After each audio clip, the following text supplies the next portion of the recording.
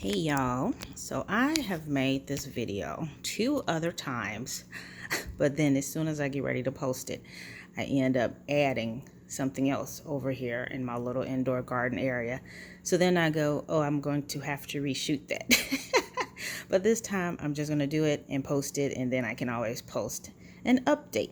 So yes, this is my little indoor garden area that I have tucked over on the side of the family room next to our table and fireplace. So what we have here is mostly AeroGarden systems. This is my oldest one. Nope, not that one. This one is my oldest one behind the fan that I purchased 2 years ago. All of the rest have come since then, and I actually have 2 sprout units that I am going to post for sale because I have replaced them with more recent units.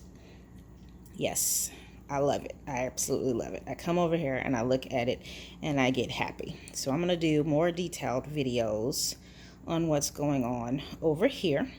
But for now, I just want to give you a little introduction to my AeroGarden obsession. Oh, and here, this one is a home end unit, and if you're looking to get into hydroponics and not spend a lot of money, so far this thing has been awesome. I picked it up for only 36 bucks on Amazon.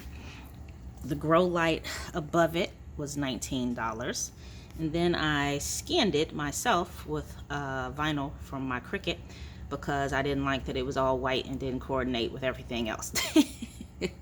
So right now I'm mostly using this to try to save some pepper plant clippings that came from plants outside that weren't doing so well.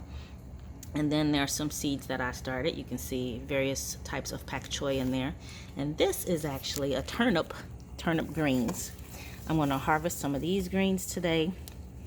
And then I'll be harvesting some lettuce today.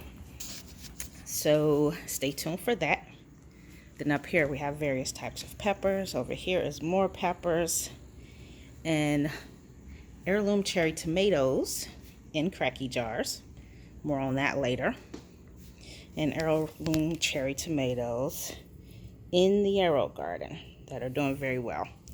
Then over here we have various herbs. I have dill, parsley, cilantro, mint, and thyme in there. And over here is mostly new stuff getting started. Different types of basil and arugula. And then 2 blank spots that I'm trying to decide what I'm going to do. Here we have various seeds started in rock wool. The tallest ones you see are cucumbers. And now that I started them, I need to decide what I'm going to do with them. Pretty sure they'll be outside with the other stuff. So stay tuned for some more of my gardening adventures. Y'all take care.